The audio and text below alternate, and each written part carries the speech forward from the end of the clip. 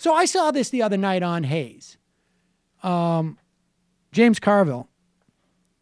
And I think I tweeted out, like, he's lost a step. Does he really think? Well, listen to this. Listen to James Carville. I mean, look, this is just silliness. The part where Bernie Sanders is attacked in that New York Daily News for not giving specifics, when in fact he's actually giving correct answers and appropriate answers to how you deal with the banks, that to me is much more problematic. And as I mentioned with Jacob Hacker yesterday, that when Clinton goes out and says, we don't want to raise taxes and this and that, they're doing a disservice to a liberal project. This is just, I don't know. This makes me think that they're really sort of floundering for a message right now. This is number 5. So then it sounds like what I'm hearing from you is that you are surprised by Sanders' performance thus far. Well, I'm more than surprised. I'm vexed is why, after 2 really successful presidencies and a really unsuccessful Republican presidency, why would the Democrats nominate someone who's not even a Democrat? I am a little vexed. At some level, to me, it really doesn't make any sense. And from everything that I see from our own polling to other polling, the Republican Party is as likely to fracture as it is to stay together. And we have a chance to accomplish things that we only dreamed of in terms of health care, in terms of financial regulation, in terms of climate, in terms of economic growth, in terms of foreign policy, in terms of defeating ISIS. I think we're on the precipice of really doing great things, and I don't really understand why don't we just go out and do it. What? That is, I mean, this guy, Defeat very rusty. ISIS just slipped in there. Well, but here's the point: is like, all these great things, Bernie Sanders wants to do them, and to the extent that he wants to do them, the only complaint that, as far as I can tell, is that he wants to do them so much that it's pie in the sky. I mean, that's been the message, whether you agree with it or not. That's been the message, and I don't know. Maybe it's because he's Southern. Maybe it is because there's some Southern quality. I mean, you recall, as Dinesh D'Souza would tell us, there was a lot of racists who stayed Democrat for a long time, even though the Democratic Party, in terms of like their policies, did not represent it because it was a tradition. People just associated themselves. It was an identification. I don't think that exists in the same way anymore.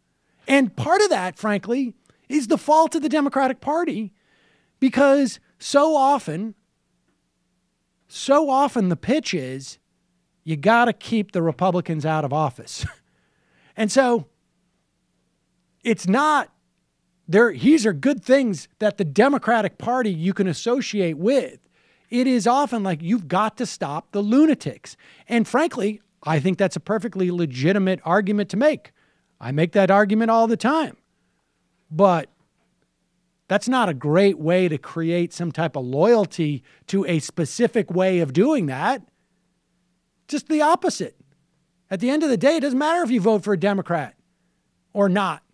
What matters is that you keep a Republican out of office. That's the message that we have had time and time again, at least for the last 20 years. I agree with that message.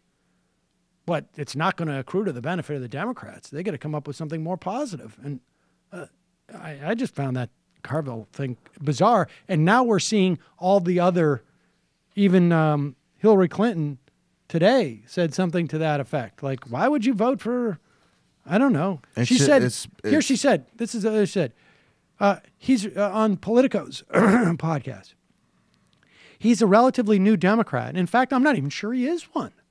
Yeah, he's running as one, so I don't know quite how to characterize him. Yeah, I mean, this is just nobody cares. The interesting thing about it to me, though, is that it just shows another aspect of what's so concerning to me, because James Carville, in my mind, it would be like one of the sharpest people involved in Clinton operations. Would be a person who has a better sense of some of the kind of populist mood in the country. And they did two performative contradictions. Like the other day, Hillary Clinton said, and we played the clip, that young people need to do their research.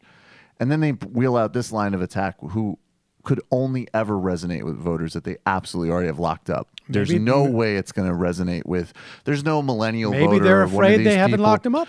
Maybe they're afraid they haven't locked them up. That's fine, but they're not reaching out anywhere. And then the other thing that you pointed to, which is that you got to pick an attack, which is that either we're going to do these great, bold things better, which is different than you just really wanting to do them is unrealistic.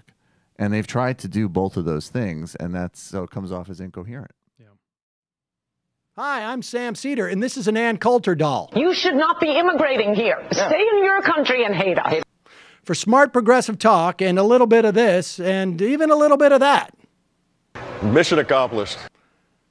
Subscribe to our podcast, subscribe to our YouTube channel, and like us on Facebook to get some of our best video clips.